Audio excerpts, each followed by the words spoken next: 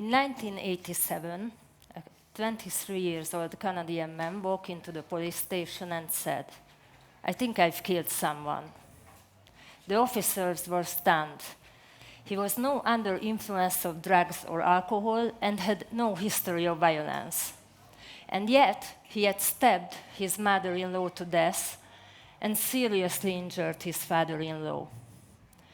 Later, they found out that while he did this action, he was sleepwalking.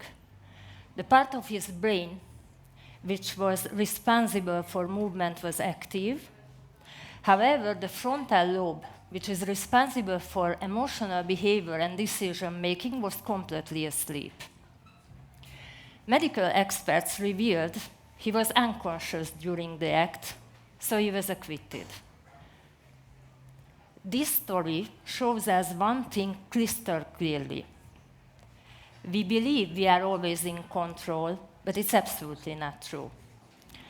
Today I want to talk about 3 forces that often guide our actions more than how we guide ourselves.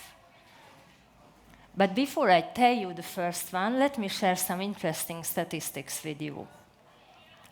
There are over 250 million health-related videos available on YouTube, and yet, according to the World Health Organization, 43% of global adult population is obese or overweight.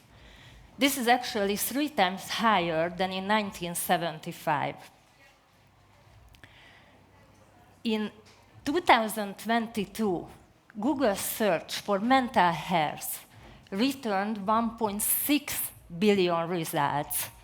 And yet, since COVID, depression rate has increased by 25%. 94% of Europeans say environmental protection is important. However, the global carbon dioxide emissions has reached record high in 2023. And although there are over 150 million fitness videos available online, 45% of Europeans don't exercise at all. We would assume that all this accessible knowledge would teach us what we should do, but these statistics clearly show it doesn't. Why? Because our conscious mind processes knowledge, but it's our subconscious mind, filled with fears, emotions, habits, that often wins over good intentions. So as you see, the first force is the power of subconscious. Because it's not enough to know what we should do, but we need a psychological switch that turns this knowledge into action. I've experienced this firsthand. I created a special program named Beauty Aerobics. Beauty Aerobics help women to become more confident, authentic, attractive, so becoming their better selves. We've shared thousands of educational resources, but none of them was as impactful as our Beauty Aerobics classes, where participants moved sensually in a dim light with hip rolls and isolation movements. Why? Because the body learns, the body remembers. And when the movement is tied to feelings, it sticks.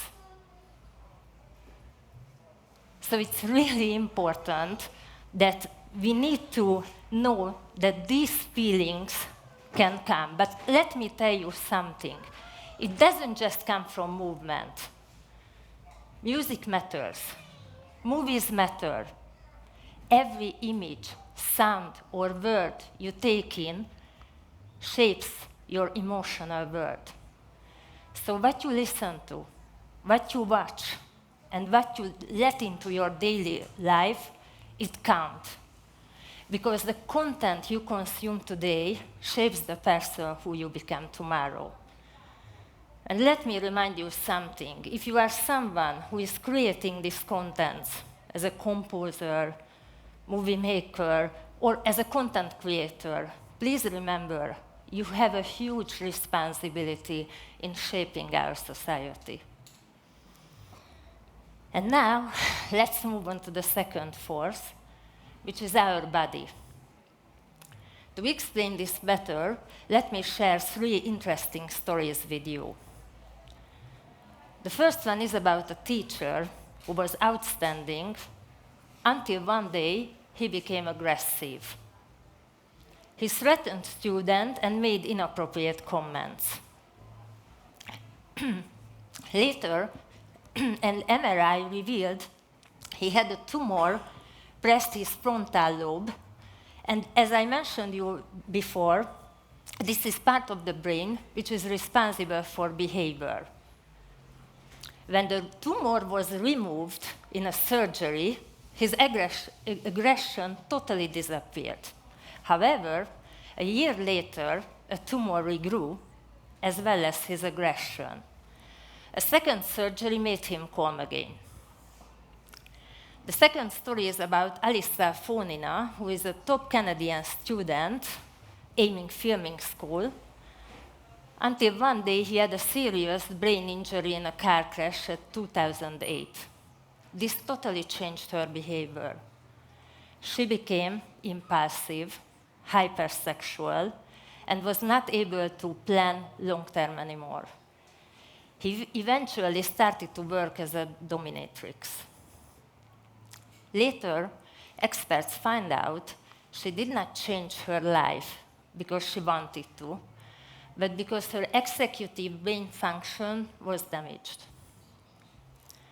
And the third story is about Lindsay Clancy, who is a nurse from Massachusetts, and a loving mother. She was a loving mother until one day in 2023, she killed all her 3 children and attempted suicide. The reason? Postpartum psychosis, a rare but severe mental illness triggered by depression, medication, and hormonal shifts. I know these are extreme stories, but they teach us one thing clearly. Our body influences how we think, how we feel, and how we act. I worked with thousands of women over the years, and there was one thing in common with all of them. Their body influenced their mind.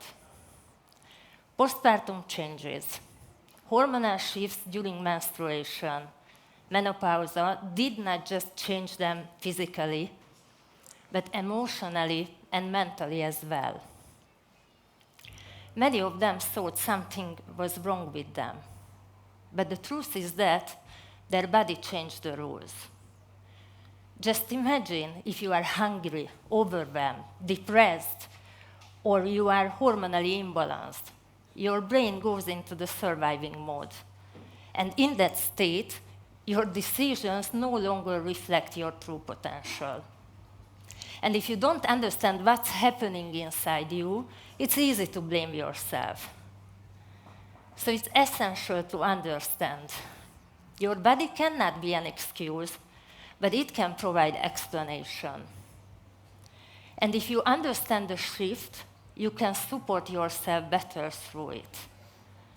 So what can you do? Take care of your body, work with it and not against it. Move daily, eat well, sleep enough. It's important that you should meditate.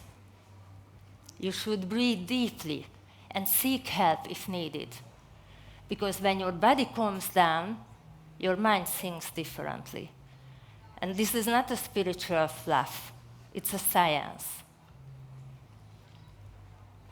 And now let's move on to the third force.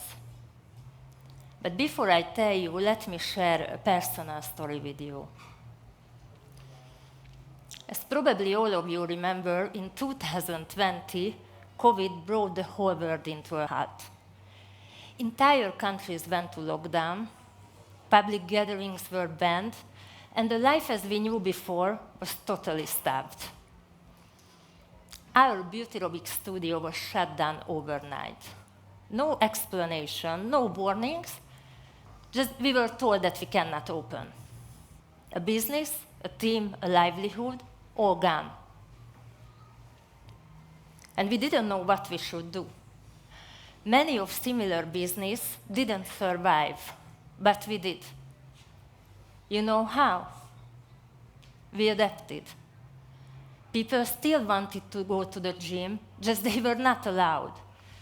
So we brought the gym into their home. We created filming space in our studio, and there we could launch online beauty aerobics classes. So probably now you found out that the third force is our environment, because many times we cannot control it. But you know what we can control? Our response to it. And this is actually what we did. This challenge forced us to create a separate branch to our business. And this branch actually still exists today. So my point is, circumstances can change your plans, but it's your job to change your path, that adjusting to the new environment. And if I'm talking now about the environment, let me share a different perspective with you about it. You are also part of someone else's environment. So what you do and how you act, it counts. Because it can be a sparkle that changes everything. And this is actually called butterfly effect. So now we went through to the three forces, which was the power of self-conscious, our body, and our environment. But before I finish it, let me remind you something important. Awareness is our greatest strength, because the more you are aware what shapes you, the more power you have to shape your life. Thank you.